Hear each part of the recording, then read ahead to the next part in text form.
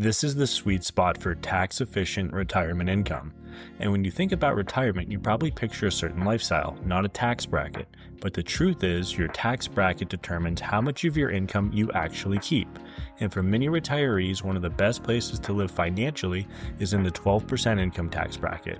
It's the sweet spot for maximizing cash flow, minimizing lifetime taxes, and staying below key thresholds that trigger higher Medicare premiums or Social Security taxation. In today's video, I'll show you exactly how to build a plan to retire in the 12% bracket, including how to structure withdrawals, plan Roth conversions, and keep your adjusted gross income under the right limits. And before we dive into all that, my name is Ryan Knoll. I'm a certified financial planner and founder of NavWealth Partners, a financial planning firm where my team and I help clients nationwide make smart money decisions. Let's get started. In 2025, the 12% bracket covers taxable income up to $96,950 for married couples and $48,475 for single filers. And that's after the standard deduction or itemized deduction, depending on what you're allowed to do. That means a couple who's married and has adjusted gross income of $120,000 can still stay inside the 12% tax bracket once you account for all of their deductions and credits. And if your plan allows you to stay under the thresholds for the new enhanced senior deduction, you could have upwards of $140,000 worth of gross income and still be taxed in only the 12% bracket. It's a uniquely favorable range. Not only is the tax rate low, but it also sits below key cliffs for other taxes and surcharges. The first being higher Medicare IRMAA premiums, which start around $212,000 of modified adjusted gross income. It also potentially allows you to limit or eliminate what you pay in capital gains tax, and it gives you room to convert pre-tax dollars to Roth without spilling into the 22% tax bracket. Put simply, this 12% bracket is where you can do the most with the least amount of pain from a tax perspective. And I want to be clear on one thing here. Retiring in the 12% bracket doesn't mean you're limiting your lifestyle. It means being intentional about which accounts you draw from, when you recognize income, and how you structure your investments to make the most of every dollar. Let's break it down into three key pieces. The first is you want to manage your withdrawal sequence. Second, use Roth conversions to fill the bracket up to the very maximum limit. And third, keep your adjusted gross income under control. Doing all of these pieces will put you well on your way to a tax-efficient retirement in that 12% club. Let's start with the first key, which is managing your withdrawal sequence. Your withdrawal strategy determines how taxable your income will be year to year. Think of it like an income ladder. Each rung represents a different source with its own tax treatment. You have tax-deferred accounts like your 401ks and your traditional IRAs or 403bs, and those are fully taxable when withdrawn from. There's your tax-free accounts, which typically have the word Roth in front of them, where none of that money will be taxed if you follow certain rules when taking those funds out. And then there's your taxable account, which is your brokerage account, which only dividends, interest, and realized gains are taxed upon sale. The goal is to blend withdrawals from each bucket to stay within your desired bracket. Here's a common structure for the 12% bracket retiree. You want to start with your first guaranteed source of income, which is Social Security if you've claimed, and it's only partially taxable depending on your other income. Next, you want to add in other guaranteed income sources like pensions or annuity income. You want to add in then your taxable account withdrawals, and these often have low tax impact because part of each sale is just a return of your original investment. Fourth, you want to fill up the remaining income you need from IRA withdrawals. To avoid pushing yourself into a bracket higher than the 12% bracket, the fifth and final step then is tapping your Roth accounts for any extra additional income you need. If you find that you've taken all of the income you need and you still have a little bit left over in that 12% bracket, that's when you go back to the traditional account, tap that for a conversion to your Roth account, keeping your overall tax burden low.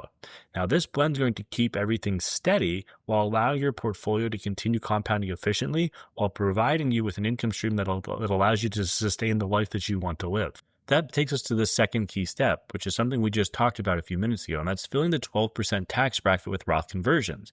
If your income is still below the top of the 12% bracket after all of that, you can use the unused space to perform your Roth conversions.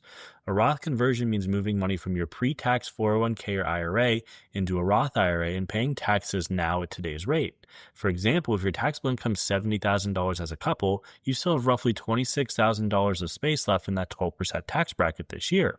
You can convert that much of your IRA to a Roth, pay 12% tax now, and enjoy tax-free growth and distributions forever.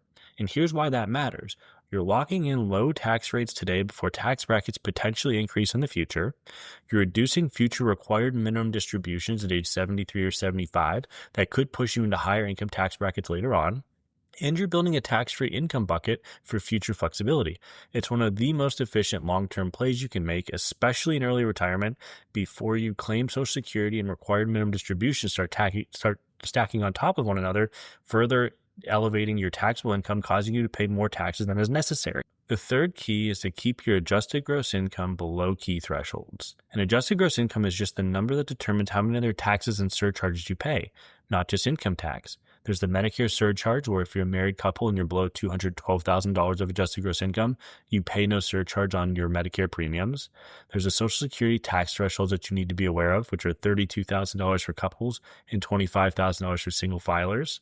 There's also the capital gains tax bracket, and this is the big one. The 0% long-term capital gains tax rate extends to about $96,700 for couples, almost matching the 12% income tax bracket. And that's a hidden gem. If your taxable income stays within the 12% bracket, your long-term capital gains and qualified dividends are taxed at 0%. That means you can sell appreciated investments in your brokerage account tax-free as long as you stay under that threshold, which basically makes that become a pseudo Roth account through efficient tax planning.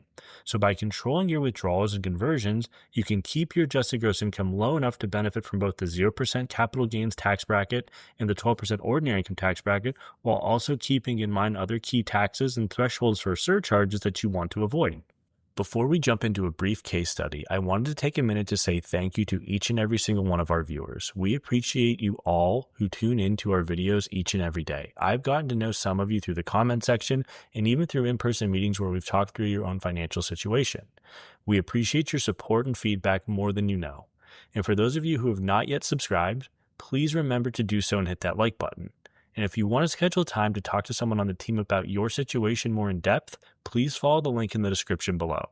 So thank you all again. We appreciate all the support and plan to keep pumping out great videos for each and every one of you weekly. Now let's jump back into that case study. Let's walk through an example now. We have Mark and Anna, and they're both 66 and recently retired. And here's what their asset picture looks like. They have $1 million in traditional IRAs, $100,000 in Roths, and $500,000 in brokerage account, which is spread across various ETFs and mutual funds, and their cost basis on this account is about $300,000, so $200,000 worth of gains. Their tentative income plan looks like this. They plan to file and take their Social Security this year for $40,000. They have $20,000 from a taxable brokerage account, and they're mostly going to take their gains. So about $15,000 are going to be attributable to gains from that $20,000 withdrawal, and they plan to take $25,000 in withdrawals from their IRA. So their total gross income in this instance is $85,000, but their taxable income picture, well, that's much different. First off, they're going to be taxed on 85% of their Social Security benefit.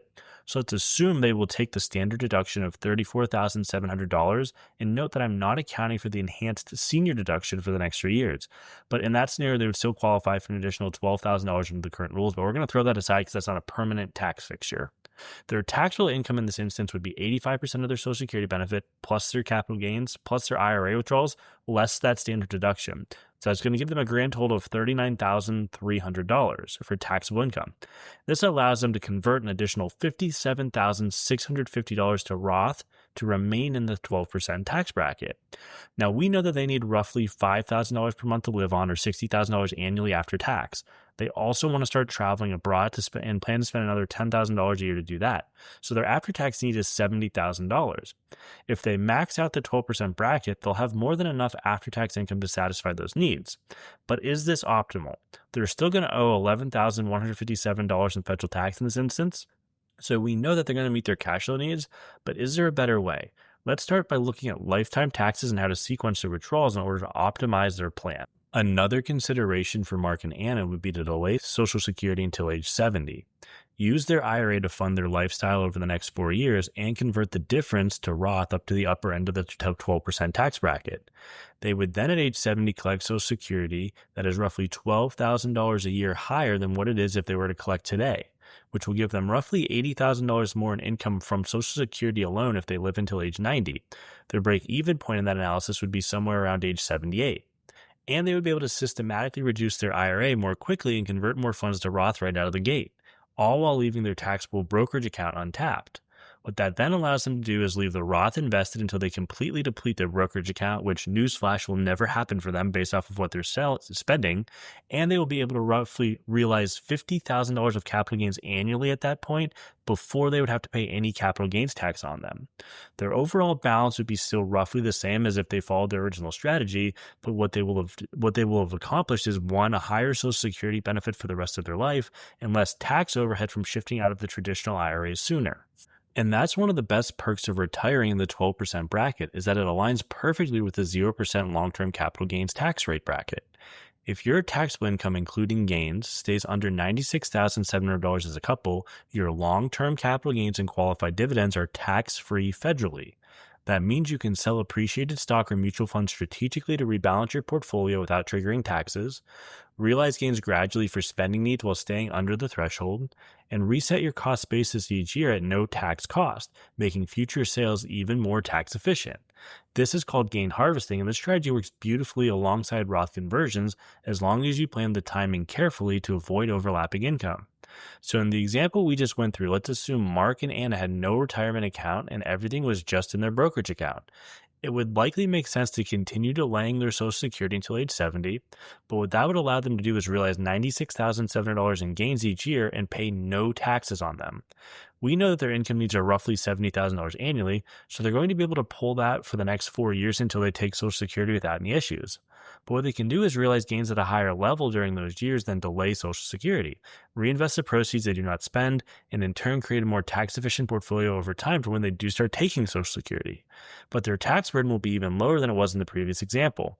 Their taxable income will be somewhere around between $10,000 and $20,000 annually once they take Social Security, depending on their standard deduction amount and the fact that only 85% of their Social Security is taxable.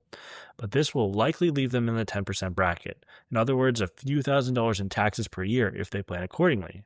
But this is not the norm. Most people have a mix of accounts, but I just wanted to show you the power of using your taxable brokerage account strategically and the fact that it can become a pseudo Roth account if you plan for it well in advance. At this point, you want to make sure that you're guarding against bracket creep, and the 12% tax bracket is why, but it's easy to creep out of it unintentionally. And a few of the culprits are RMDs once you start them at age 73 or 75, which can stack on top of Social Security and push you into the 22 or even 24% tax bracket, large capital gains from selling property or business interest in one given year, and one-time income spikes from Roth conversions that are too aggressive. So to stay on target, make sure you're mapping out your income annually, projecting your income and withdrawals each fall for the next year, tracking your provisional income that determines how much of your Social Security will be taxed. Use taxable and Roth accounts for flexibility so you can pull from different sources in order to limit your adjusted gross income and therefore your taxable income. And you also want to monitor your Medicare look back. Remember that IRMAA surcharges are based on income from the previous 2 years. Make sure you're staying below that $212,000 threshold at the very max. So the bottom line here is that retiring in the 12% bracket doesn't mean living small. It means planning smartly. With the right mix of taxable, tax-deferred, and tax-free accounts, you can design an income plan that keeps you in one of the most efficient tax zones available. By blending Social Security, taxable withdrawals, and strategic Roth conversions, you can minimize your lifetime tax bill, avoid costly surcharges, and maintain flexibility no matter how tax laws change in the future. And if you want help modeling how you can safely withdraw or convert while staying in the 12% bracket, that's exactly what my team does here at NavWealth Partner. We help clients like you make smarter, tax-efficient decisions so their money lasts longer and works harder. Thank you so much for watching, and as always, make smart money decisions.